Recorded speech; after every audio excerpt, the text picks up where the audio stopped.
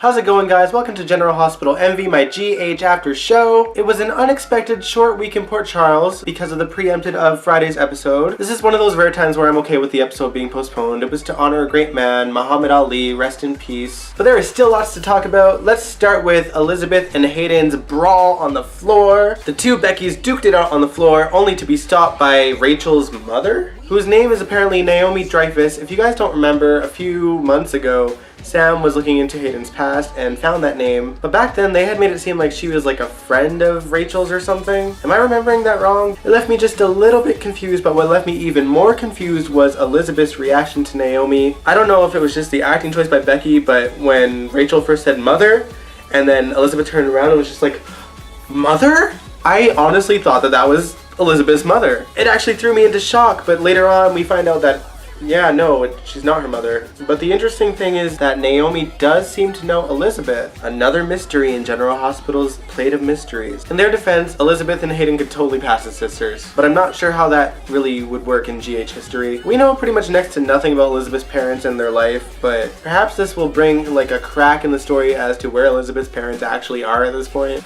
I'm a little bit intrigued, not gonna lie. Anyway, meanwhile at the hospital, Lucas woke up from his coma and he is kind of remembering what went down. He does remember that he walked into the hospital room, saw someone carrying a syringe and holding it over Bobby. He remembers that there was a doctor in a lab coat, which totally narrows it down. Apparently their face was covered. That person then overpowered Lucas and put him in a coma. If this killer really is Dr. Finn, he is totally keeping his cool in this situation. I still think it might be Maze. Maybe I'm biased because I just don't like the guy. I really don't think it's Obrecht. I really don't think it's Dr. Finn. It's not Monica, and I doubt it's the priest. But that would certainly make his character more interesting, but also would write him in the corner, and I don't want that for Griffin at all.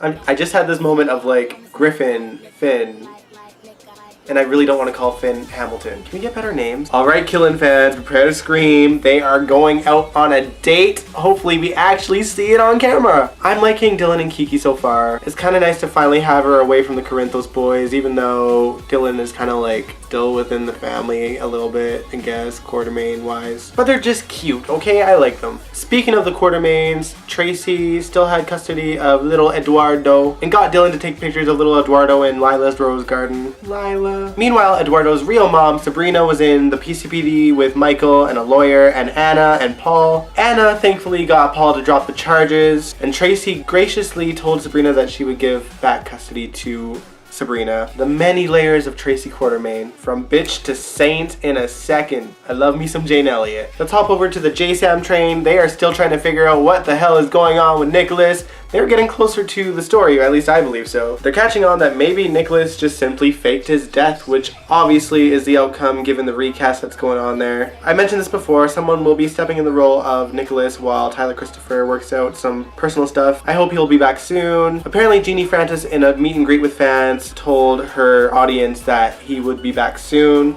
So let's keep our fingers crossed. Don't hate on the recast, he is just temporary.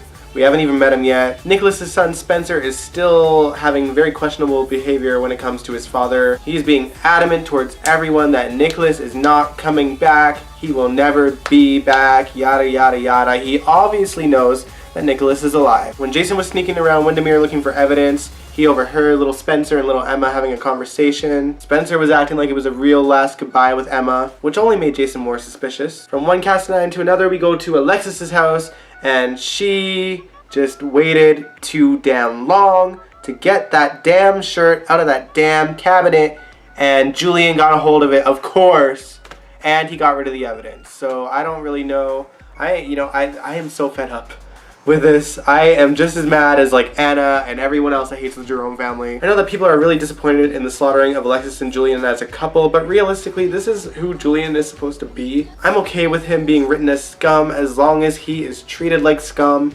and that he actually pays for a crime. Not that any of the other mobsters do either, but come on, like give us one mobster in jail. They all get away with murder now. The positive side to the story is that Nancy Lee Grahn is rocking her scenes as usual. Now let's bounce to Nathan and Maxie. Nathan has finally come clean to Maxie about what he done did, and what he done did was shoot his ex-wife's lover. We learned that Nathan came home drunk to find her in bed with a man that is obviously Griffin, but he was too drunk to notice, I guess. Nathan knew that he shot him. He's not really sure what happened to him afterwards. He knows he probably didn't die, but obviously the crime itself is something that could make him lose his job. So he really wanted Maxie to not tell the secret, and I don't think she will, unless she confesses to the priest. Maxie is not happy with Nathan's past. I somewhat get it, and I know that she is disappointed that he kept the secret from her and that apparently Maxie has no secrets. I think really she's just mad that she shared so much of her shady past and that her Mr. Perfect isn't so perfect. Some people might not agree, but I think her reaction is a little bit much. And I know, yeah, he shot someone. In real life,